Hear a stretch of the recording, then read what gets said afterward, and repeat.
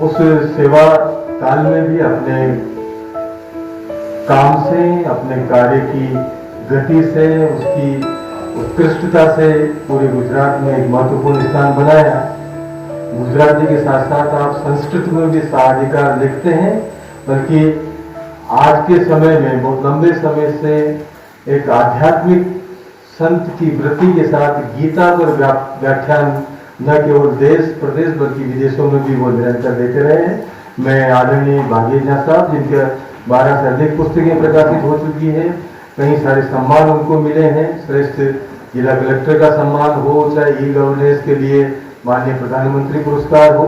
मैं ऐसे सर्जक जो नियमित रूप से विभिन्न गुजराती पत्र पत्रिकाओं, समाचार पत्रों में स्तंभ लेखन उनका जारी रहता है और निरंतर साहित्य संस्कृति के क्षेत्र में बहुत सकारात्मकता के साथ आयोजन प्रयोजन की संकल्पनाएं साकार करते हैं। तो मैं पूरे आदर के साथ आदरणीय भागीर सर को अपने अध्यक्ष से वक्तव्य के साथ आमंत्रित करता हूं। वंदे पार्वती परमेश्वर। यथा हसित महाभागेन उक्तम अहम संस्कृते प्रारंभं करोमि, किन्तु संबोधनाय संस्कृतस्य उपयोगं न करोमि। જેમના પ્રવચન નીચે સહી કરી દઈએ તો આ સેમિનાર આ ક્ષણે પૂરો કરવો હોય તો પણ કરી શકાય એવા સુંદર બીજ વક્તવ્ય માટે આપણા મણિભાઈ આપણા સૌના વડીલ છે। મણિલાલ પણ કહેવું પડે અને મણિભાઈ પણ કહેવું પડે। એ આપણે પછી મહેસાણા અને સાબરકાંઠાનો અને લુણાવાડાનો વિભાગ પાડીશું। પ્રિય હર્ષિતભાઈ, આ કુલગુરુ તમે જુઓ સંસ્કૃત વાળાની આ વિશેષતા હોય છે। વિનેશભાઈ, સંસ્કૃત વાળા કાયમ હસતા જ હોય। એટલે એક વખત એવું થયેલું કે હું વડોદરા કલેક્ટર હતો અને કાશીરામ રાણાને પ્રોટોકોલના ભાગરૂપે હું આવજો કહેવા ગયો। એટલે બહુ જ આખું સ્ટેશન ભરાયેલું હતું। એટલે એમને આમ આમ આમ કોઈને કર્યું, મેં તમે કોને હાથ કર્યો? અમારે બહુ મિત્રતા હતી એટલે મંત્રીને મેં પૂછ્યું કે તમે કોને આમ આમ કર્યું? એટલે પેલા લોકો જે હસતા હતા ને એ સુરતવાળા હતા। તમને કઈ રીતે ખબર પડી સુરતવાળા? એટલે ના હસતા હોય સુરતવાળા જ હોય। એવી રીતે અમારા સંસ્કૃતવાળા બધા હસતા હોય। ભાઈ ओम नागर जी, मनोज जी, आपका भी स्वागत है। विनेश भाई बहुत मेहनत करी અને આ આખો સેમિનાર બહુ એકદમ ચીવટથી એમને કર્યો, એ માટે એમને પણ એડવાન્સમાં અભિનંદન આપી દઉં। પટેલ સાહેબ કુલગુરુ, અમને આટલા બધા કૃષ્ણકેશી શ્રોતાઓ મળવા બહુ મુશ્કેલ છે। સાહિત્યના કાર્યક્રમમાં જેના વાળ કાળા હોય, કૃષ્ણકેશી આમ સ્પષ્ટ કરવું પડે। એટલે પણ બહુ આનંદ એટલા માટે થાય કે આ એક સરસ માહોલ આપણે રચી શક્યા છીએ। બંને અકાદમીઓ, કેન્દ્રીય અકાદમી, આ અકાદમી અને એસપી યુનિવર્સિટી, એટલે આમ તો આ ત્રણમાં તમે જે લોકો આવે છે ને એમને કુંભમાં સ્નાન કર્યાનું લાભ મળશે। ये त्रिवेणी है, साहित्य अकेडमी और केंद्रीय साहित्य अकेडमी और गुजरात साहित्य अकेडमी। इसमें आपको थोड़ा समझ भी आएगा। हमारा કેટલાક ઉન્નત ગ્રુપ હોય છે ને એમને બહુ અકાદમી સામે વાંધો હોય કે આ અકાદમીમાં અમે ના આવીએ। પેલીમાં ઓરિસ્સામાં એક એડિશનલ કલેક્ટર છે, ત્યાં આપણા બધા સારા સારા ધોતિયા પહેરીને પહોંચી જાય અને ત્યાં ચૂંટણી નથી થતી, પણ ચૂંટણી એટલે જ સ્વાયત્તા, એવી વ્યાખ્યા જડ એક ખબર નથી પડતી। મેં કે નોબેલ પ્રાઇઝમાં ચૂંટણી નથી થતી, એને શું કામ સ્વીકારો છો? પણ સ્વીકારે। એટલે આ સાહિત્યિક અસ્પૃશ્યતાના વાતાવરણમાં આવા બાળકોને ખોટા સંસ્કાર ના પડે એટલે સારું થયું કે જે દુનિયાને સ્વીકાર ભાવથી સાહિત્યના ખંડમાં પ્રવેશે એમને જ આપણે બોલાવે છે। અહીંયા જે બેઠા છે યુવાનો, એમાંથી મેં કુલગુરુને વિનંતી કરી છે કે ઓછામાં ઓછા 10 કે 15 જણા એક વાર્તા લખે। આમાંથી જે કંઈ તમને કરણીય, ऐसा this is not a talk shop. આપણે ખાલી વાતો કરીને છૂટા નથી પડવું। તમે 15 જણા વાર્તા લખો અને અહીંયાથી જે સાંભળવા મળ્યું એમાંથી કશુંક લઈને તો તમને મજા આવશે કે તમે, કારણ કે હું આમાં જોઈ રહ્યો છું, કોઈ વર્ષા અડાલજા, કોઈ હિમાંશી શેલત, કોઈને કોઈ આવશે. આપણને આમાંથી મળે એટલા માટે આ બધું કરીએ છીએ કે આપણને નવા સર્જકો મળે. અને આપણી ગુજરાતી ભાષા, આ માતૃભાષા દિવસ આવે છે ત્યારે આ અગત્યનું છે. અને એમાં બહુ યાદ રાખવાની જરૂર નથી. જો આ સ્ટેજ સામે જોવાનું, પહેલા તો તમારે આદિ ભાષા એ ઉછીની લેવાની છે. ભાષા તો સમાજે આપણને આપી છે, એટલે સમાજ પાસેથી આ ભાષા આપણે લીધી છે. એટલે ઓમ એટલે આદિ શબ્દ છે એ તમારે રાખવાનો. બીજો નિરંજન, નિરાકાર, કોઈ વળગણ નહીં રાખવાનું કે મારે આ પંથનું કે આ સંપ્રદાયનું કે આ ધર્મનું કે આ ચોક્કસ એને મારે આગળ કરવું છે માટે હું વાર્તા લખવા બેસું. then it will not become the વાર્તા. એ પ્રોપેગેન્ડા થઈ જશે. એટલે નિરંજન, નિરાકાર થઈ જવાનું. અને તમારી ભાષા, શૈલી એ મણીસમ, એટલે જરા સારી હોવી જોઈએ. આમ શાકવાળીઓ પણ વાર્તા કરતા હોય, એમાં વાર્તા હોય છે. બસ સ્ટેન્ડે 5 જણા ટોળા મળીને વાત કરતા હોય, એમાં વાર્તા હોય છે. અને લગ્નમાં 4 સ્ત્રીઓ બેઠા એવી વાતો કરતી હોય કે પેલાનું કેમ છૂટી ગયું, આનું કેમ બંધાયું, એની વાર્તા કરે પણ કેમ છૂટી ગયું, એ પણ વાર્તા હોય છે. પણ એ વાર્તા સાહિત્યિક કૃતિ નથી બનતી. સાહિત્યિક કૃતિ ત્યારે જ બને જ્યારે તમે મણી જેવો પ્રવાહ, અને એ રીતે તમે ભાષાને એવી રીતે પ્રયોજો કે આમ મણિકાંચન યોગ થયો છે એવું લાગે. અને બહુ ભારે નહીં પણ હસતા અમારે તો એવું કહેવાય છે કે કાંતા સમિત મમ્મટે તો એવું કહ્યું કે તમારી પત્ની સાથે વાત કરો, એવી રીતે તમે વાત કરી શકો તો સરસ થાય. હવે વાત કરવો, પત્ની સાથે વાત કરવાની તાકાત હોય એ લોકો કરે, આપણે ક્યાં ના કરીએ. એટલે મને एकस्मिन् कार्यक्रमे मया संस्कृतप्रवचनं प्रदत्तं.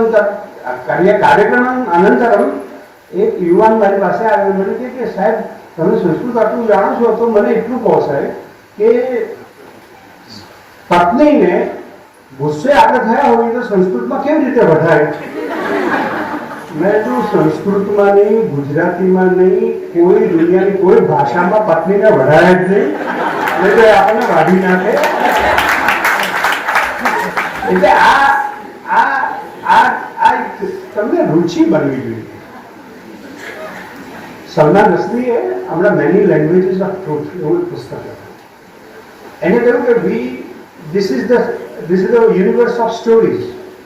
યુવન નોવા હરારી તમે આજે વાંચો તો એ પણ જ કહે છે કે સ્ટોરી આ 10 રૂપિયાની કે 500 રૂપિયાની નોટ છે, એ સ્ટોરી છે, કાગળ જ છે, પણ એક સ્ટોરી ચલાવી રિઝર્વ બેન્કે કે તમે આને આપશો અને પછી બધાએ માની લીધું. તમે દુકાનમાં જાઓ અને એમ કહો કે આ કાગળ 500 ની નોટ છે, પેલો પણ માને. એક સ્ટોરી બરાબર ઘૂસી ગઈ મનમાં.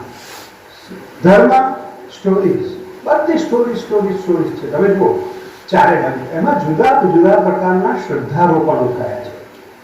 એટલે શ્રદ્ધા તમને પડી જાય તો બરાબર. તમને એવું થાય કે આ વાંચવું એટલે મને ખ્યાલ જ આવે કે આ સુરેશ જોશીની વાર્તા છે, મને ખ્યાલ આવે કે આ ગોવર્ધનરામ ત્રિપાઠીનું ગદ્ય છે. હું વાંચું એટલે ખબર પડે કે આ ગાંધીનું ગદ્ય છે. આ તાકાત તમારી શૈલીમાં આવે. અને એ શૈલી તમે કેવી રીતે ઉમેરો છો? સ્થાનિક પરિવેશ. મને ઘણી વખત એમ થાય કે આ સ્થાનિક શબ્દ શું કામ વાપરે, પરિવેશ ના વાપરીએ તો?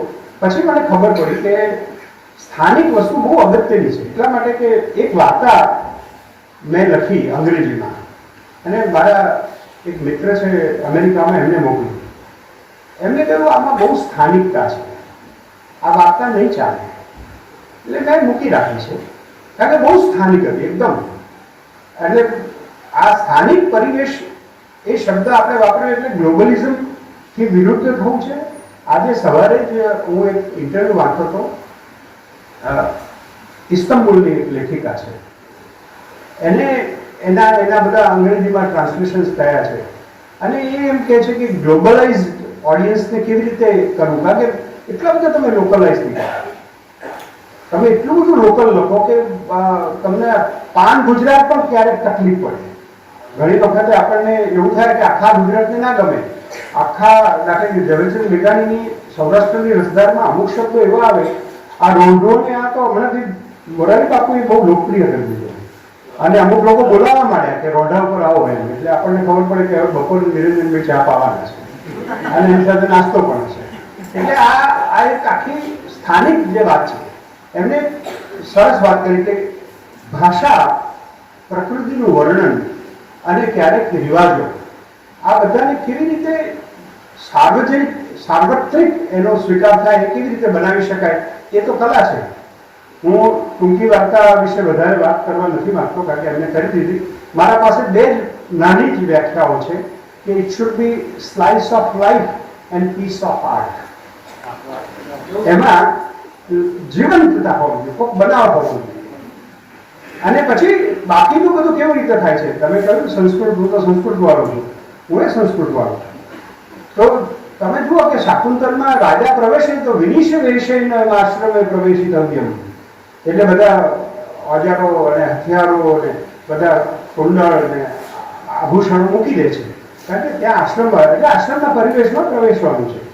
પણ જ્યારે કન્યા વિદાય થાય છે ત્યારે પ્રકૃતિ એટલે જે ગેટેએ પણ કહ્યું અને બીજા અનેક લોકોએ કહ્યું કે શેક્સપિયર કે અંગ્રેજી લેખકો બધા જે પ્રકૃતિને લાવે છે ને એ પ્રકૃતિ બધાને મદદ કરે, વાતાવરણને બનાવે. જેમ જયેશભાઈએ સરસ કહ્યું હતું કે આ પરિવેશ એટલે શું, એટલે વર્ણન અને વાતાવરણ. તમે વર્ણન એવું કરો કે વાતાવરણ મળે.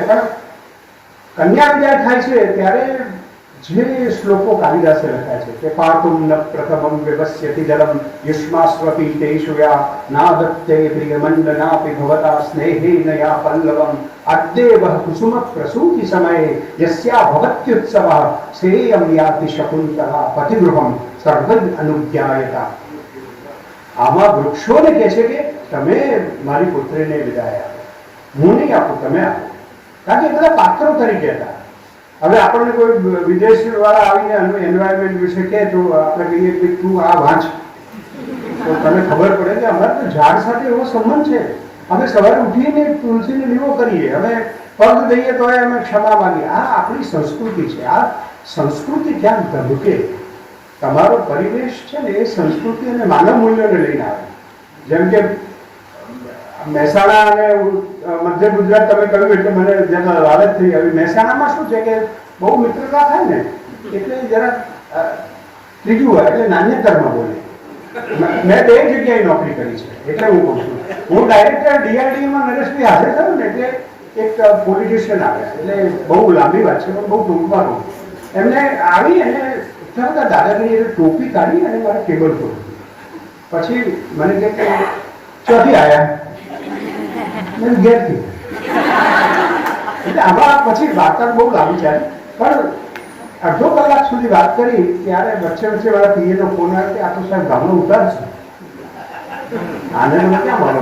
પણ મેં કીધું ભલે ને, હવે વાર્તામાં ટ્વિસ્ટ આવ્યો એટલે પણ વાંધો નહીં. મેં એને એમ જ બેટિંગ ચાલુ રાખી. પછી જ્યારે બહુ મને કે મૂળ ચાના એટલે કીધું મેં કીધું મૂળ મહેમાના આટલું બોલ્યો ને એટલે તરત જ એને એટલી ઇન્ટિમસી થઈ ગઈ એટલે એને પરિવેશ આખો બદલીને સ્થાનિક ભાષામાં બોલવા માંડ્યો, વધારે સ્થાનિક ભાષામાં. કે બીજું કોઈક હોત ને તો સારું કે આટલું ઢીલું થઈ ગયું હતું.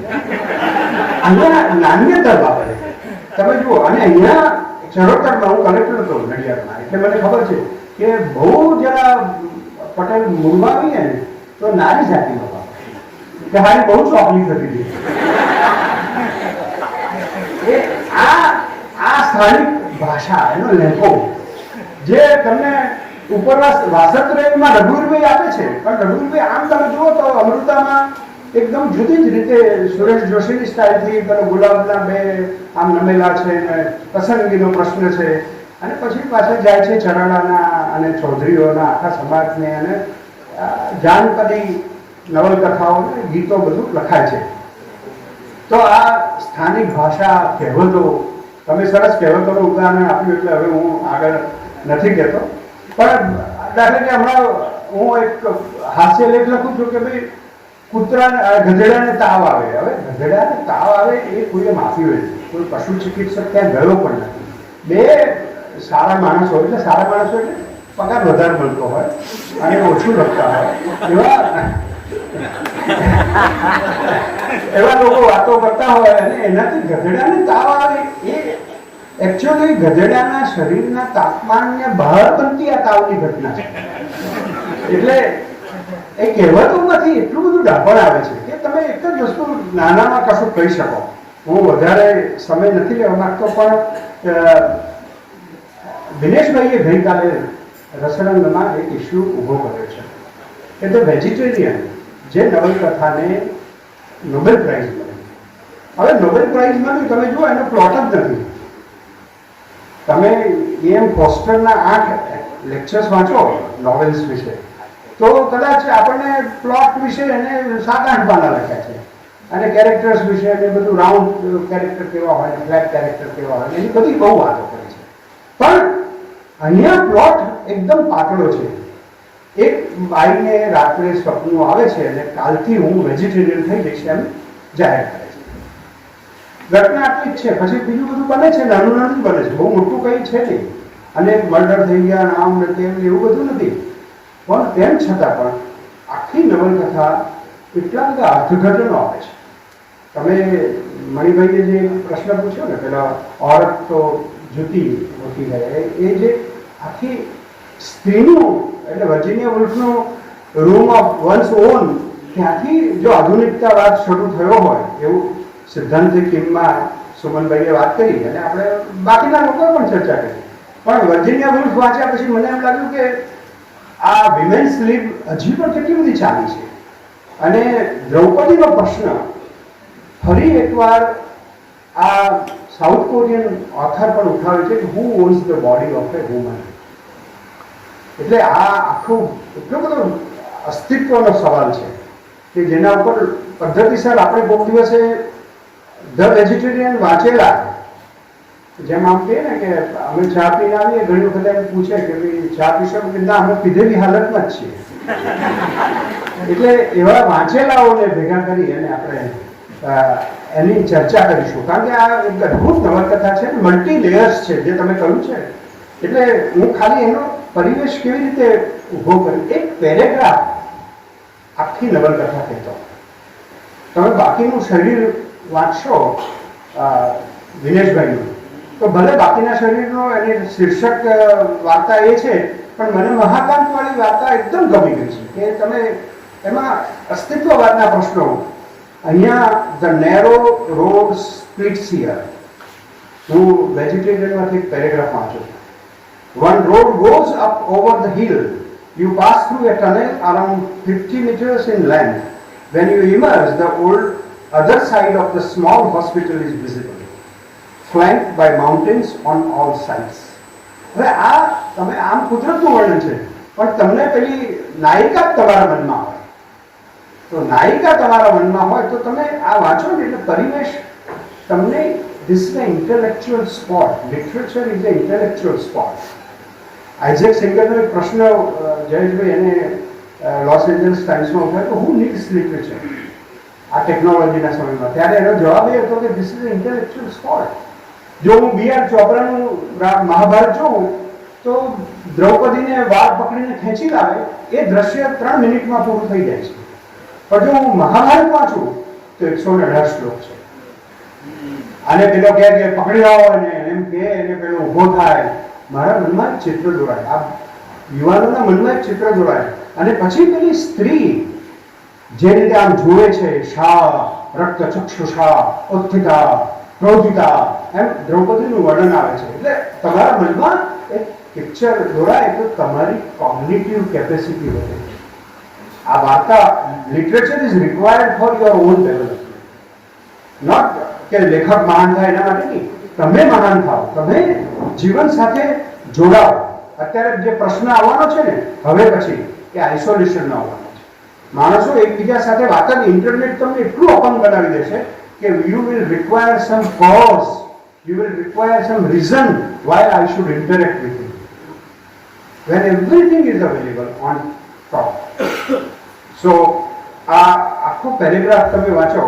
She adjusts her heavy bag, trying to ease her shoulders, puts up umbrella and starts walking toward the hospital. આ આખી વાત તમે એક જ પેરેગ્રાફમાં અને એવી સફળ કૃતિઓ તમે જોશો તો નાના નાના વાક્યોમાં આખી વાર્તા છુપાયેલી હોય છે. કારણ કે પ્લોટ વાચક માટે અજાણ્યો છે, લેખક માટે અજાણ્યો નથી. એ એનું જે સ્થાપત્ય કરે છે એમાં એનો મેસેજ ઠસોઠસ ભરવા પ્રયત્ન કરે છે. એક પાત્ર આવે છે તો પાત્ર પણ વાર્તાની જરૂરી હોય છે. એટલે રામદર્શ મિશ્રની વાત રઘુવીરભાઈ એક વખત કરતા હતા કે એમનું એક વાક્ય છે કે કુદરતની રચના એટલી સરસ છે કે વૃક્ષ બહુ જ ખરાબ હોય, વળી ગયેલું હોય તો આપણે એમ નથી કહેતા કે બેડોળ છે. કારણ કે વૃક્ષોમાં બધું જ માપનું હોય એવું જ તમને લાગ્યા કરે. એટલી પરફેક્શનથી ઈશ્વરે એને ઘડ્યું હોય છે. એટલે વાર્તાકાર જ્યારે એક વાર્તા, અને તમે બધા વાર્તા લખજો, નવલકથા પણ લખજો. નવલકથા લખશો તો તમે વાચક પણ થશો એવું માનીએ અમે. કારણ કે અત્યારે તો વાચકોની પણ શોધ છે અને સાહિત્ય અને ગુજરાતી ભાષા આપણી તકલીફમાં છે. ત્યારે હું તમને એક નાની કવિતા વારંવાર કહું છું અને આ આટલા યુવાનો છે એટલે કહેવાની ઈચ્છા થાય છે કે ગુજરાતી મારી મા છે, હિન્દી મારી માસી છે, સંસ્કૃત મારી દાદીમાં છે અને અંગ્રેજી મારા પાડોશમાં રહેતી રૂપાળી વિદેશી નારી છે. એ મને બહુ ગમે છે. એની પાસેથી મારે $501 લેવા છે, પણ તું ના આવે તો હાલરડું તો મારી માં એટલે કે ગુજરાતી જ ગાય. અને પેટમાં દુખે તો બેટા સૂંઘીને ગોળ ખાઈ લે એવું તો મારી દાદીમાં, એટલે કે સંસ્કૃત જ કે. આવું ભાષાભિમાન આપણામાં આવશે તો ભાષાભિમાન આવશે તો દેશાભિમાન આવશે. ભાષાભિમાન નહીં હોય તો પછી કશું નહીં આવે. એટલે ભાષાભિમાન વાળા યુવાનોની જરૂર છે અત્યારે. કોઈક અંગ્રેજીમાં ખભા હલાવીને બોલાય એટલે તો બહુ સહેલું છે. અંગ્રેજીમાં બોલવું કંઈ બહુ અઘરું નથી. પણ આ વાતાવરણમાં તમે ગુજરાતી સાહિત્ય વાંચો. અને અમે દર 2 દિવસે એક પુસ્તક પ્રગટ કરીએ છીએ. સાહિત્ય અકાદમી એક વર્ષમાં 150 પુસ્તકો અને 300 કાર્યક્રમો. 21મી ફેબ્રુઆરીએ આખા ગુજરાતમાં 365 પ્રોગ્રામ્સ. અમારે અત્યારે ના પાડવી પડે છે કે નથી, હવે આવતી વખતે 1000 કરીશું. આ જાગૃતિ આપણે લાવવાની જરૂર છે. કારણ કે પ્રજા પહેલી વખતે મને એવું લાગે છે ભગીરથભાઈ, ગુજરાતી પ્રજા એટલી બધી ડાહી પ્રજા, 1000 વર્ષથી ડહાપણ પીરસતી પ્રજા પહેલી વખત ભાષાની બાબતમાં ગોથો કરી છે. અને એ બહુ મોડું નથી થઈ ગયું. આપણે પ્રજાને જગાડવાની જવાબદારી આપણી છે અને આપણે કંઈક કરવું પડશે જેથી અંગ્રેજી માધ્યમમાં ભણતા બાળકોને પણ ઉમાશંકર જોશીનો પરિચય થાય. ગોવર્ધનરામ ત્રિપાઠીનો 4થો ભાગ વાંચે તો એને ખબર પડે કે અદ્વૈત વેદાંત કેવી રીતે વાર્તામાં લાવી શકાય, તો જ એને ખબર પડશે. અને ત્યાં સુધી નરસિંહ મહેતાને આપણે કોને ભણાવીશું? દર્શનાબેન, આ બધા પીડ પરાઈ જાણે રે એની જગ્યાએ પછી આ કોમ્પિટિશનમાં તો શું છે, પીડ પરાઈ માણે રે એવું થઈ ગયું છે. એટલે એ સંજોગોમાં આપણે વિદ્યા આટલા સરસ કુલગુરુની ઉપસ્થિતિમાં છીએ. આપ સૌને બહુ શુભકામનાઓ આપું છું. સાહિત્ય અકાદમીને અહીં નરેન્દ્રભાઈ તમારે ત્યાં આવી એટલે હોમ જેવું લાગે છે. બહુ અમને બહુ સારું લાગે છે. કેટલો ઉષ્મા ભર્યો અને અમને એકદમ પ્રેમ સરળતાથી અમને આવકારે છે અને એને ભાષાને આવકારે છે, સાહિત્યને આવકારે છે. ફરી એકવાર આપ સૌનો ખૂબ ખૂબ આભાર. Thank you very much. જય જય ભગવતી.